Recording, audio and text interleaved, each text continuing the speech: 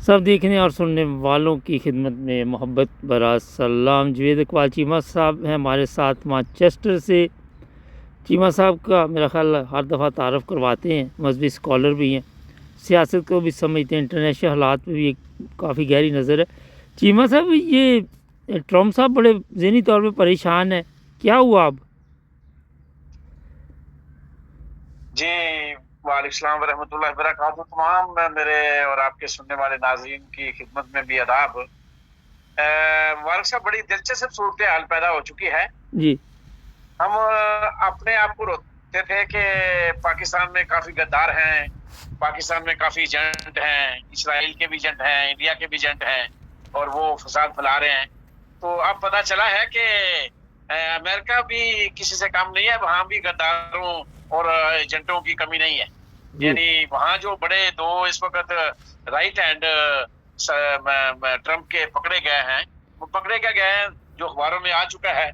एक वो स्टीव वगैरह, वो जो उसके बड़े खास थे, हैं मशीर, और जो डायलॉग में भी ईरान के साथ मुज़ाकरात में भी शामिल थे, और वो इसराइल के एजेंट निकले हैं। ये एक बहुत बड़ी खबर है जो ट्रम्प के लिए दर्द सर बन चुकी है।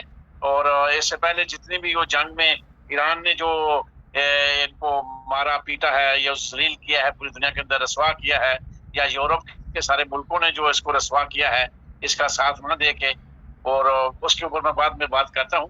मगर सबसे ज्यादा उसको नुकसान जो है ना, वो एक तो उस इंटेलिजेंस के अफसर के इस्तीफे का पहुंचा है, जो इसने बड़ा अपना खास मौके बनाया हुआ था, चीफ, उसने इस्तीफा दिया। और दूसरा जो उसने इस्तीफे के अंदर लिखा हुआ एलिगेशन बड़े सख्त ट्रम्प के ऊपर लगे हैं, सीधे।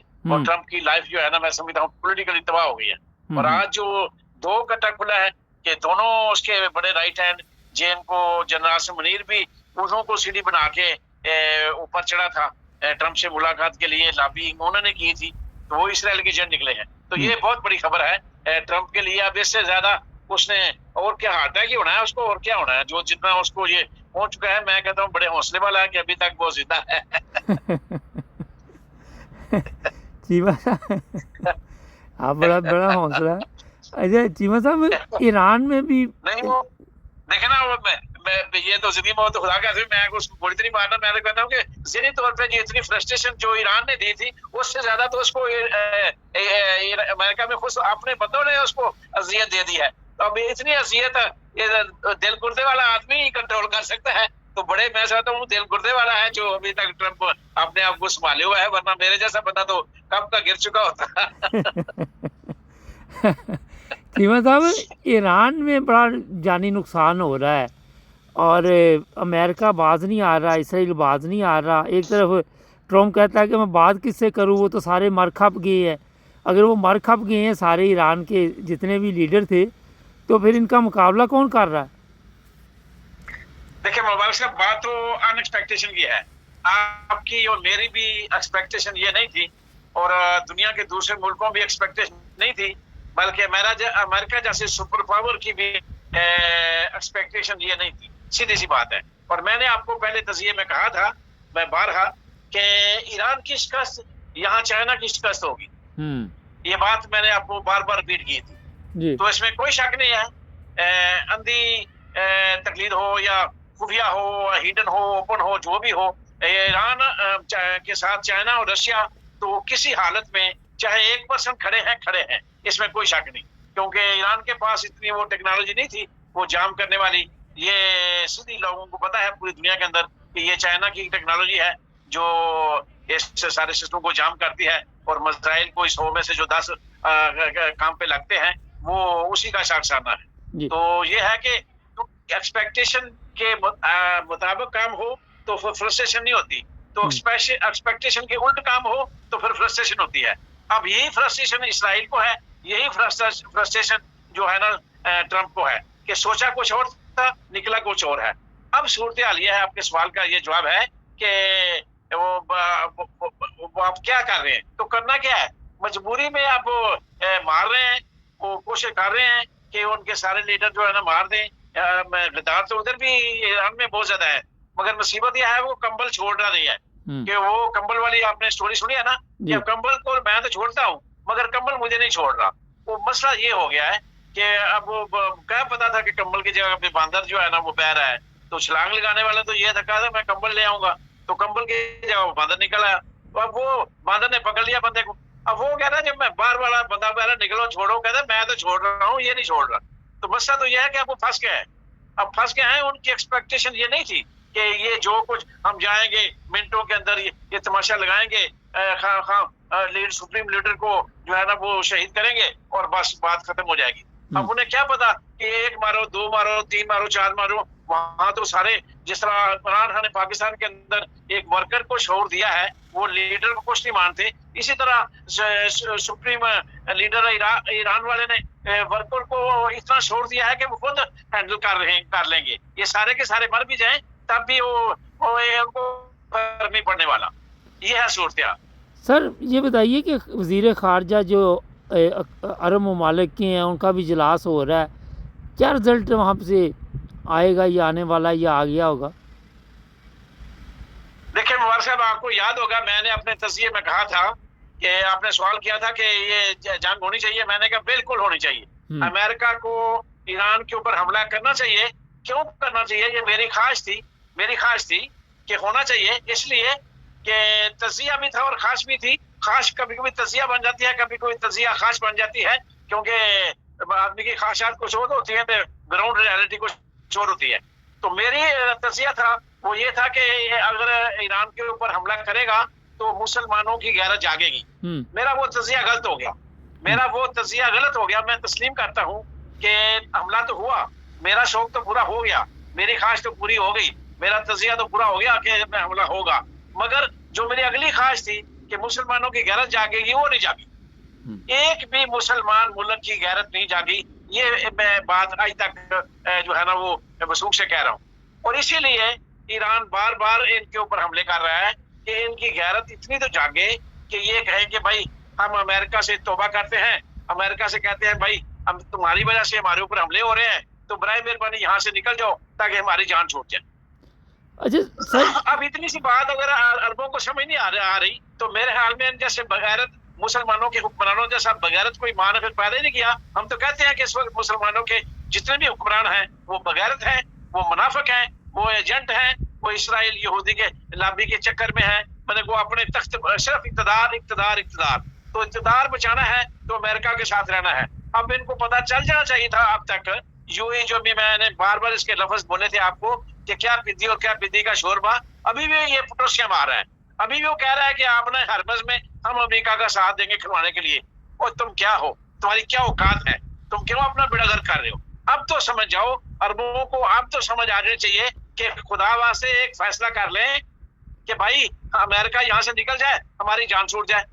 और एक बात मैं इजाफा कर दूं आपसे, ये सैलान का कुछ नहीं होना, जो मर्जी है जैसे कर ले, मीटिंग कर ले, ये बगैरत है। बगैरतों के जो है ना वो जिस तरह हमारे पाकिस्तान के सारे हुक्मरान बगैरत है, ये बगैरतों के शोशों से, इनकी करारदादों से कोई फैसला नहीं होने वाला।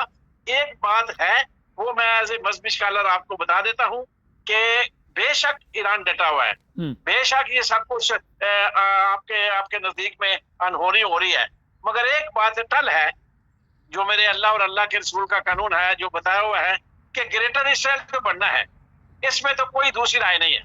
अगर इस्लामी नुक्ता नजर से आप बात सुने तो फिर तो ग्रेटर इसराइल बनना है, उसमें कोई दूसरी राय नहीं है।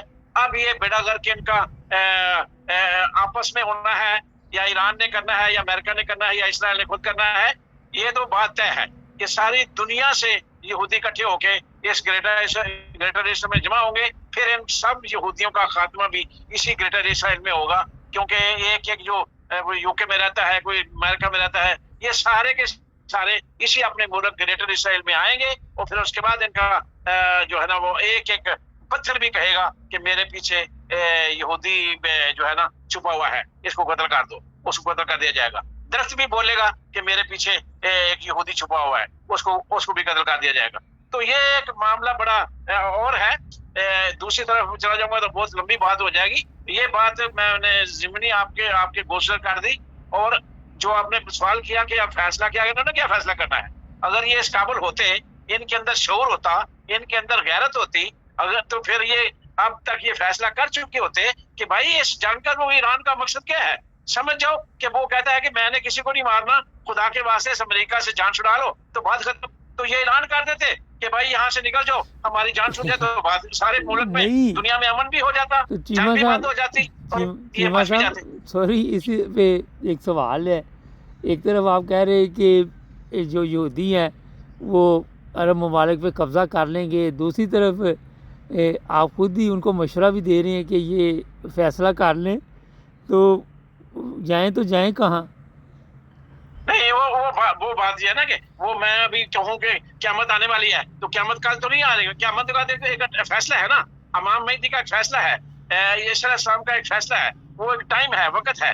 अब ग्रेटर मैं ये तो नहीं कह रहा कि अभी बन जाना है, ये तो वक़्त की बात है, अभी बाद में हो सकता थर्ड वार वो होगी, उससे पहले क्या होगा, ये तो अभी आगे मरहले हैं। तो ये तो नहीं मैं कह रहा कि अभी ग्रेटर इसराइल बनना है, हो सकता है अभी सूरत हाल चेंज हो जाए ग्रेटर से बनने के लिए, फिर दूसरा इसके अलावा अगला काम हो।